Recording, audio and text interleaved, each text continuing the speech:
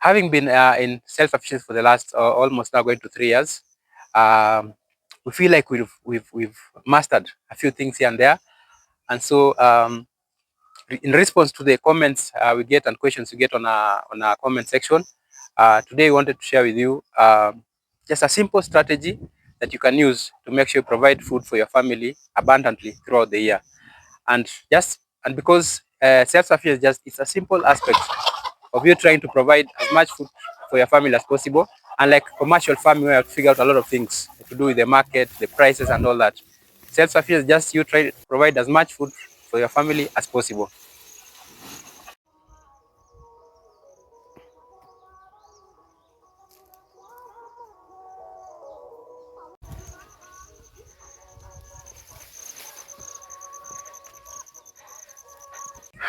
So the first strategy that is very important for you to consider is your family's dietary needs. Like what exactly does the family like eating, so that you know what you're going to farm.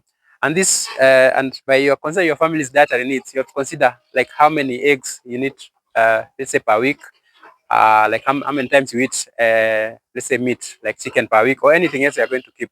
And this is important because then that determines how the number of birds you're going to keep, or the number of animals you're going to keep, or the amount of, let's say, carrots you need to put for a particular season, or cabbages, or whatever vegetable that you need. So this because this allows you to make sure that you plant properly, and every week you can harvest something from your farm that your family can consume. And here is the place we made one of the biggest mistakes for us on understanding the family's dietary needs, because at some point here we had over almost close to 180 birds at the farm. That is chicken, which of over 130, 40, and then we had guinea fowls, and then we had very many turkeys and ducks.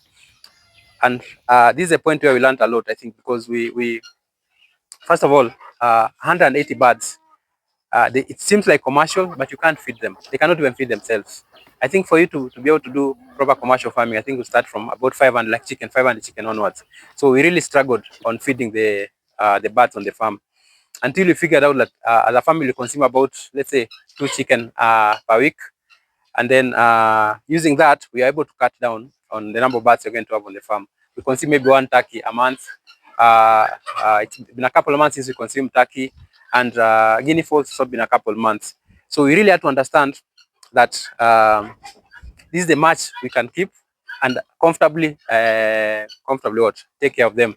Because self-sufficiency farmer, you're not commercial, so you're not going to be selling whatever you have in order to make money to be able to feed or to take care of the birds or whatever, or even the crops on the farm. So you really have to understand how much you consume as a family per week, per day, per month, and all that, and plan properly.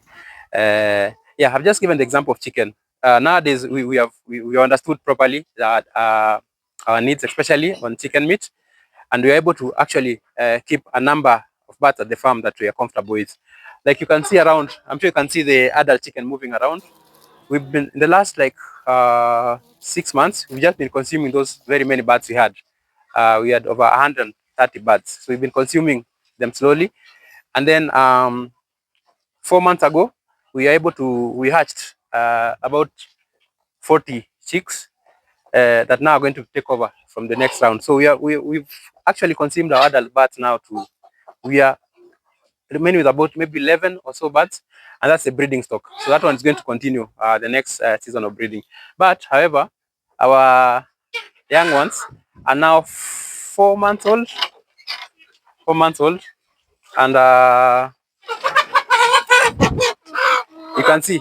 So in the next by maybe 2 months, they'll be ready for slaughter. You can see, and inside here, we have so many cockerels. So what you do is that the next time they're going to be mature, we'll start by consuming the cockerels first, and then we'll select the best hens that are there that can be used as a breeding stock. We leave those ones to join the breeding stock, and then we also consume the other hens.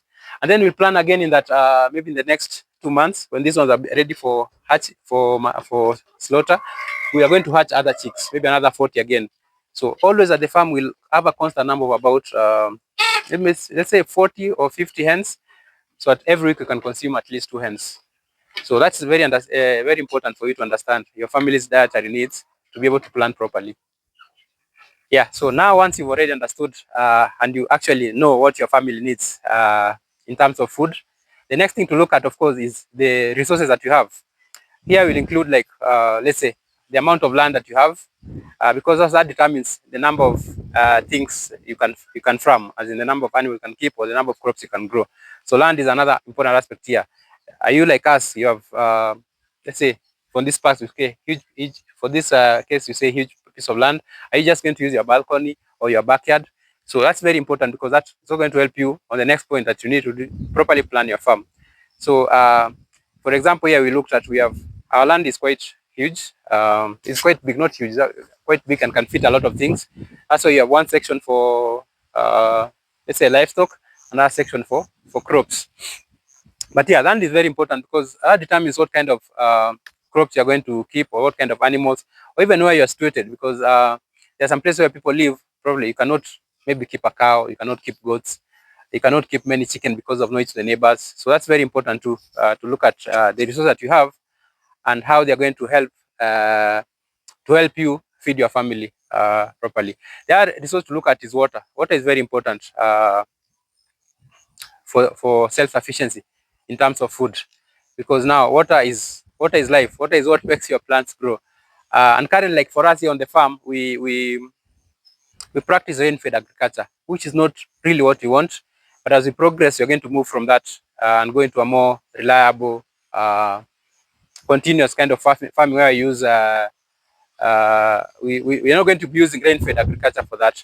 But yeah, that's important too, because your resources will determine, again, how much your food you're going to grow and keep.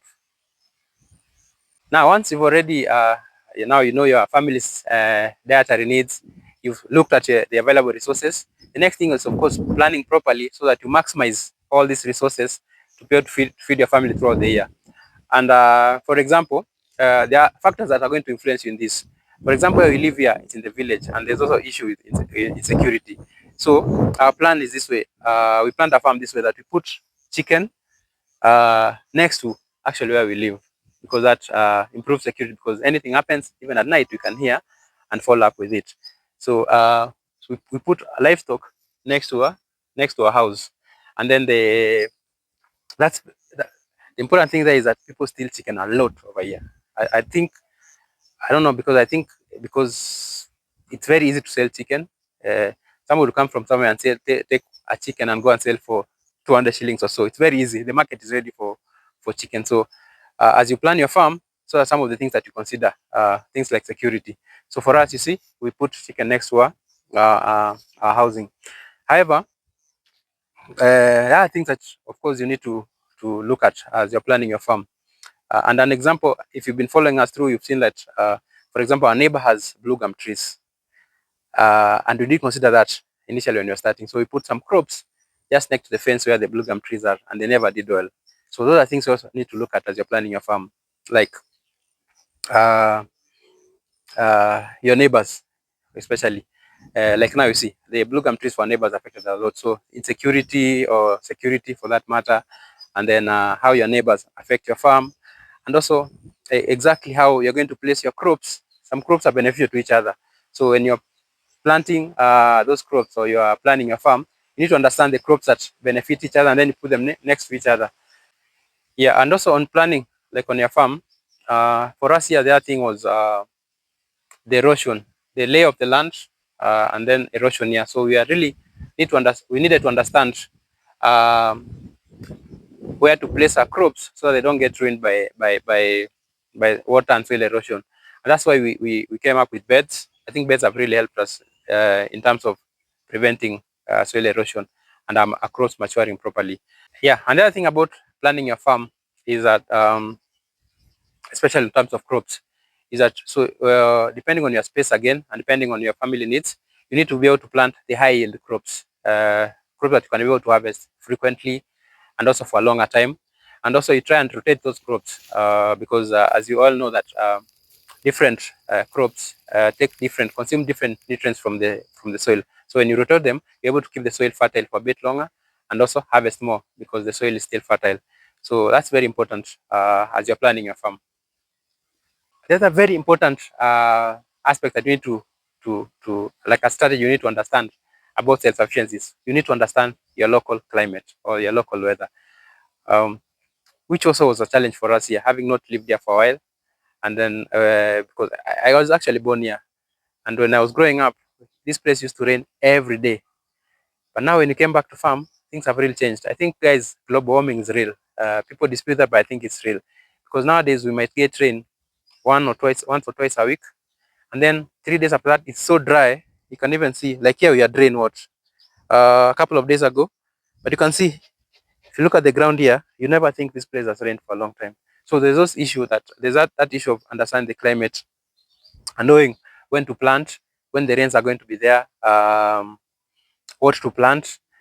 Some crops do well when it's not very wet, when it doesn't rain very heavily, like the passion fruit. We realize passion fruit does not like a lot of rain, and some crops do very well when there's a lot of rain. So you need to understand that, and also plant in time so that you're able to, if it's crops that really need rain, they're able to sustain as the rainy season starts. You plant early so that by the time it ends, you're able to harvest by that time. So you really need to understand the local climate, which has been a challenge here for us too. And that's why I mentioned that we have a plan to very soon move from rain-fed agriculture to something that you can actually, like smart agriculture, where you can farm throughout the whole year. So understanding your local climate and weather is very important. Yeah, so another strategy that is going to really to help you succeed in self-sufficiency is practicing sustainable farming.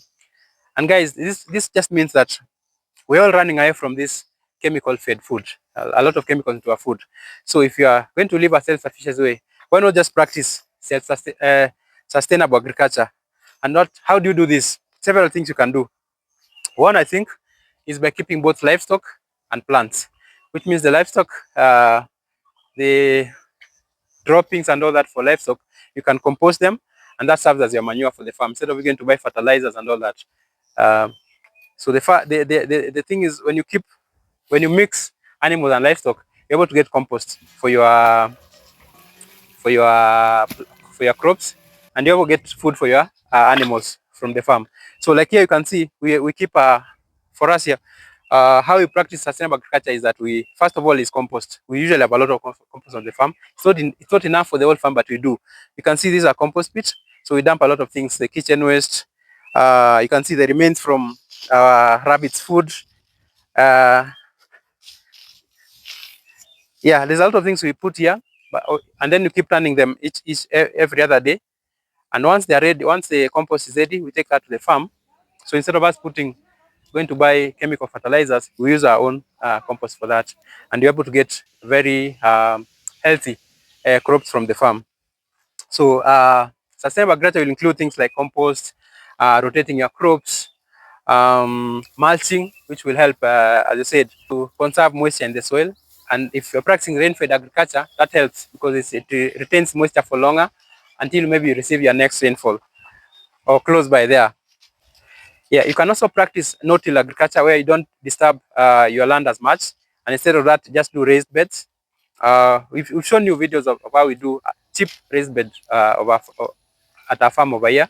It doesn't cost much, and as cheap as they are, they actually help us produce food throughout the year. So that's another way you can practice sustainable agriculture by using beds and not tilling your land as much.